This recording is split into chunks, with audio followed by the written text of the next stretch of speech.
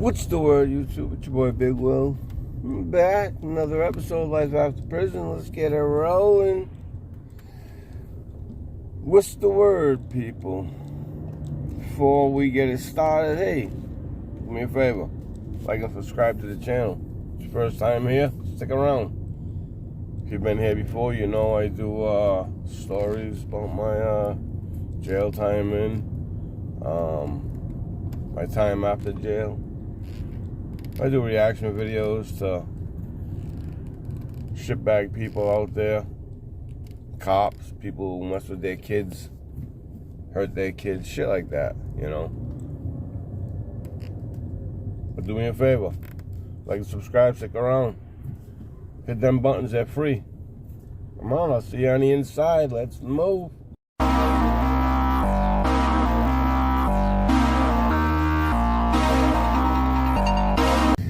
What's the word, people? So I'm traveling today to Brockton. I get the day off. Going to get going into the office to get my check and shit, though, my pay. And you can see we're in traffic up here. This is what happens on the way to Boston. They're doing a lot of road work. A lot of highway traffic, right? So it's an uncomfortable this ride again, right? And it brings me to them thoughts of being locked up. How many of you have ever been locked up and transferred from facility to facility? Shit like that. Or even overnight at being held over the weekend. Not the police department, okay? You get arrested by the police department, they give you they hook you up, they bring you in. It's a short little ride, right, usually. Sometimes the police department, they handcuff you and they leave you at the scene in the back seat of the car for an hour, right? But usually when you're in jail and you gotta go back and forth to court, or like I said, if you're held over overnight, or if you're held over the weekend or something, and then you got to go to court, you got to be transported by the prison transport team, right? And the thing is this. A lot of yous have, or maybe some of yous haven't, I don't know. I know me. But if you're watching this type of channel, you've more than likely been through it. So when people get arrested and they get handcuffs put on them at the police department, they're okay. You got a little movement by them, okay? I think there's one chain. I believe there's one chain holding the two cuffs together, okay? So you can move your hands, you know, even though they're behind your back, you can move your hands, and there's a little freedom, you know what I mean? It's still, when you're sitting in the back of a police cruiser, new text while you're at the scene, while you're at the scene, and you're sitting there, and like, it sucks with your hands behind your back and you can't move, you know, you got an itch, or you're sweating from whatever, if you were just chased, or you know, if you was in a confrontation outside and your adrenaline's going, you're sweating and all that bullshit, right? Now picture going to prison, you gotta go for a court run, right? Or going to court, walking into court, and you know, you get sentenced, then you gotta get brought to the prison and shit, right? So now you gotta get shackled. Now, so be it that your hands are in front of you, but the fact that the handcuffs, they don't have a chain between them. The handcuffs are like, how do I want to say, the handcuffs are like this. They're like, and they only move like this, right? So that's what the joints look like between the two cuffs. is like this, and that's the only way that they move, up or down, the handcuffs. So when you put your hands in, they go like this, and they're cuffed, and so your hands can only go like this. Your hands can only stay like this. Okay? And when that happens, when they shackle you, now they wrap a chain around your waist, right? And on the handcuffs, like I said, they're like this, and the joint is like this. But they put a box, and it covers the joint of the two handcuffs, right? So now you're sitting there with a square box in between your two handcuffs, and you're like this. You can't. That's the only thing you can do, right? You can move your hands, but you can't even bring your hands in and out and shit, because they put a chain around your waist, and it goes through a hole on the cuff, right? On the box, I want to say. It's not even on the cuffs. The box that clamps it, it's got a link, and it goes through. And then the chain comes through the hole, and it wraps around your body, and then the chain goes through itself, and then they lock it. So you get a chain, and you're locked, and you're stuck. Like I say, you're stuck just sitting there like this. Now, you may be in a couple of counties away. You may be getting, you may have to go from state to state. Like I say, just to go to jail, okay? From my city to the prisons is a good 40-minute ride. When you go into the county jail, it's a half-hour ride, 40 minutes. It's usually about a half hour, 40 minutes. Now you got to go into intake when you get into the jail, and you're still sitting in the back of the thing while the CO goes in. They check in what guards they got. They got to give their gun, put it in the, lock their guns in. All of that being said, right? You're sitting there shackled with your hands together, and you're like this. Now you got an itch, and you're trying the thing like this. You can't bring your hands up to your face. You're chained to your waist, right? And you can't move. So when I'm sitting up here on my way up to Boston, well, Brockton actually, but it's close to Boston, probably about 10-15 minutes away from Boston. But I'm sitting up here on my way to Brockton, and I'm sitting in traffic for a half hour. There's nothing you can do, no way you can move. You want to see the most uncomfortable ride you can have, being shackled. Now, I'm a big person, right? I got big wrists and shit. So there's some COs that, they'll try and... I got to the point where they would clip the cuffs on my wrist, and it would stop the circulation because they were so tight. Normal handcuffs are not that big. You know what I mean? I used to have to get the leg cuffs, which are the same thing, and I would have to get the leg cuffs are just bigger cuffs. You know what I mean? Because it goes around your ankles and blah blah blah. Now, with that being said, even in your hands, yeah, you got the chain around your waist and all of that shit. Don't forget, your legs are now shackled.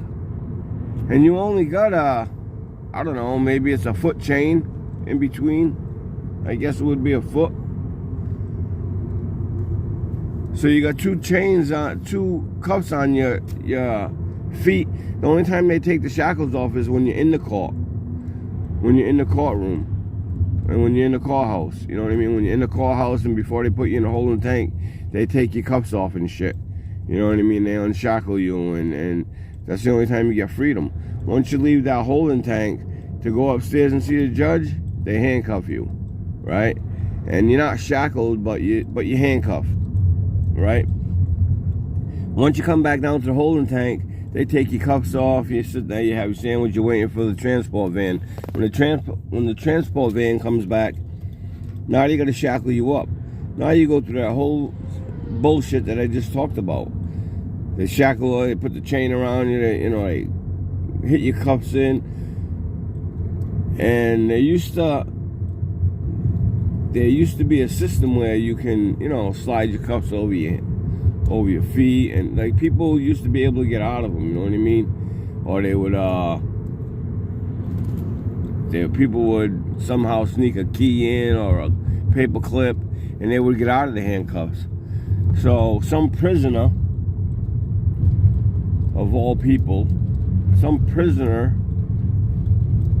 come up with the ingenious idea to get the box that goes over the handcuffs, so you can't mess with the handcuff or the keyhole, or you can't mess with the clip, you know.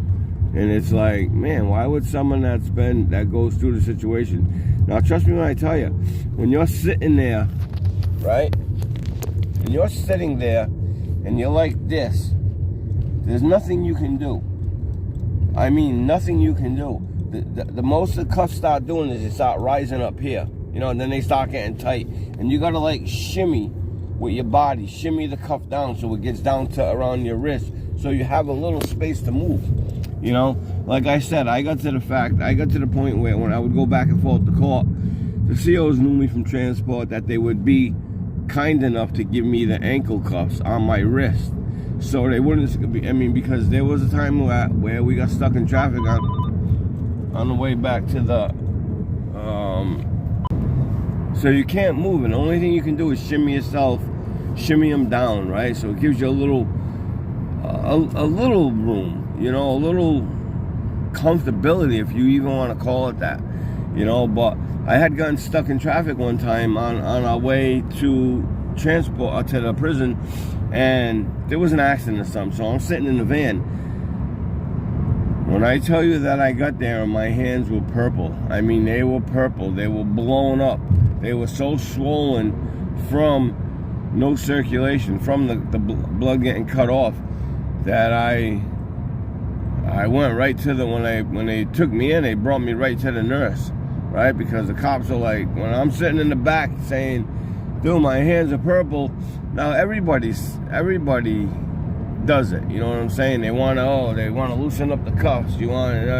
Everybody cries when they do that shit, you know what I mean? And people go through it, you know. Oh, I need the cuffs loose, I need the cuffs loose. People do it when they're sitting in a police car, you know. And but when you're in a transport van, mind you, there's a wall between you and the COs, right? Then you're in the back of a van that's cut in two, right? It's cut in two. There's a divider between yous, and you got a little hard bench. I mean, a little hard bench that when you sit on it, your knees are touching the wall right in front of you. You know, so it's like you just lean like this, and you're resting your head on the bench. There's no comfortable seats. It's not like a police car. So you got enough for 3 guys here. Then on the other side, they got 3 guys there, but you're separated by, I said, like this divider. Oh, it's hot as shit, right? You're sweating, you can't move. It's hot as hell in there, right? And the COs can barely hear you. They're sitting up front with the AC going. They got the, you know, they put the AC on. It comes in the back. You got a little vent. It's not doing nothing for 6 people back there, you know. They got the music blaring. Hey, these guys want the music? You hear, oh yeah, a little muffled yeah from everybody in the back. They throw the radio on and they stop blaring. So when you're saying CO, oh my God, they're not listening to you, right? They're not paying attention to you and shit like that. So when you're sitting back there and your hands are getting black and blue, they're not paying attention, right? So, listen, if you don't want to go through shit like that, your best bet is not to get arrested. If you're a claustrophobic person, and I'm a claustrophobic person, I was never claustrophobic until I was in a fire and my house burned down. And then I couldn't breathe, right? And now I can't breathe. My lungs need to expand, right? I only got 60% of breathing capacity in my lungs. My lungs need to expand to get air in. If not, I can't breathe and I panic, right? And growing up, I was never like that. I can wear a fireman's mask or shit like that. I can't wear a fireman's mask. I tried I used to be able to like breathe out of a snorkel. I can't breathe out of a snorkel anymore because I need to breathe out of my nose and my mouth. And I need that air. I need that free passage of air. And I'm claustrophobic, so when I'm sitting there and I'm all snuggled in and I'm stuck, I start getting panic and I start getting nervous, and I'm, yo, whoa, you need to loosen these cuffs, whoa, you know. So I got to the point, like I said, that they knew me so much that they would give me the ankle cuffs on my wrist. So at least I wouldn't be panicked, like, whoa, shit, I can move, my hands are not black and blue, I'm not panicking, I'm not feeling like I'm being caged down and I'm about to be murdered, you know what I mean? Shit like that, it's crazy. But I'll tell you, man, being handcuffed and shackled and you're on an hour ride back and forth, sometimes you gotta be extradited in between states. And to be shackled like that and transported an hour, 2 hours away, 3 hours away, you know, it's not a cool thing. When my father died and they took me out from the prison, because if you're sentenced and you have a family member, immediate family member, mother, father, brother, sister, grandparent, I don't believe aunt or uncle. I'm not 100% sure on that one. Got me scratching my head, my own shit. But I know mother, father, brother, sister, grandmother, grandfather. If one of them die while you're incarcerated, if you've been sentenced already, okay, if you've been sentenced for your charges, you can go to the funeral. If you've not been sentenced and you're waiting to be sentenced, they will not bring you. You are then considered a flight risk, okay? Because in your mind, you might think you're innocent and, oh, there's still a chance they could be found innocent. You might try to escape. They don't tell you when they're going to bring you, you know, for fear that you can't tell anybody, and they try to ambush your transport van, or, you know. When my father died, me and my two brothers, we were all incarcerated in different prisons. We all went ironically, we all showed up at the same time, okay? But the thing is that when my brother's car was there, my transport car pulled in, and we had to drive around the block and come back 10 minutes later, 15 minutes later, after they let my brother view my father. Then I went in. When I was in, my other brother's transport van pulled up, and they had to wait until I left, right? Like, you can't have two prisoners in at the same time. They don't tell you when they're gonna transport you. For fear, like I said, it just so happened that my sister-in-law, my sister, and my ex were, you know, preparing all the funeral things, and so when we were there, they happened to see us in the transport van, and you know, COs actually told me, listen, if they follow us and blah blah blah, you know, you'll be in some shit. You know, don't even wave out the window to them. And of course you're gonna wave. You're gonna, you know, you see your family, you're all excited. You know what I'm saying? Of course you're gonna wave out the window to them and shit. But they don't wave. Don't be look. It's bullshit. You know what I mean? They don't want them following you, so you're driving, they're on the side of you, beeping and waving. You know, shit like that. But yeah, to be handcuffed like that and locked down. If you've never been shackled from a jail and you're going, now if you're a thin, skinny person, you got no worries. You really got no worries, because the cuffs will slide up and down on you. You can move. You get a little free range with your hands. You know what I'm saying? It's just so much more comfortable when you're a skinny person. When you got skinny little arms. Like I said, once I started to get that leg shackles on my hands instead of the handcuffs, I had more room to move my arms, you know, and it was just so much more at ease. I can breathe, you know what I'm saying? I wasn't so nervous, you know what I'm saying, of being claustrophobic, you know. But again, people, I can't say this enough. You don't want that feeling? Stay out of trouble. Stay out of trouble. Car troubles. Damn, that sucks. That sucks when you're gonna get pulled over for car troubles.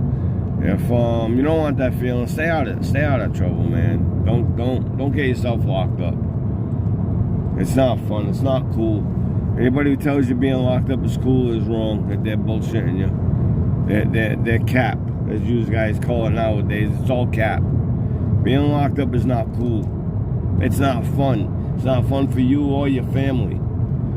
You might get in there and see all your boys or people you know, and you might act cool. Yeah, I'm here. I'm a tough guy. There ain't nothing tough about being in prison. You know what it is? It's stupid. It's stupidity. And if anybody tells you different, they're putting on a front. Because I don't know anybody who likes to be locked away with 80 guys a day in your unit. 80 to 100 guys being locked in if you're in a dorm unit or whatever. They're being locked up like that for months or years at a time with all men without seeing your family or your woman or anybody that tells you that they like that, they got some issues. And it might be more than psychological issues. They might have some personal issues like, you know, they like that man affection, you know. But as always, you know what it is. It's your boy Big Will. Life after prison. Watch me. Hit the like and subscribe. And I'll see you all in the next one. Stay out of jail. Prison's not fun. Peace.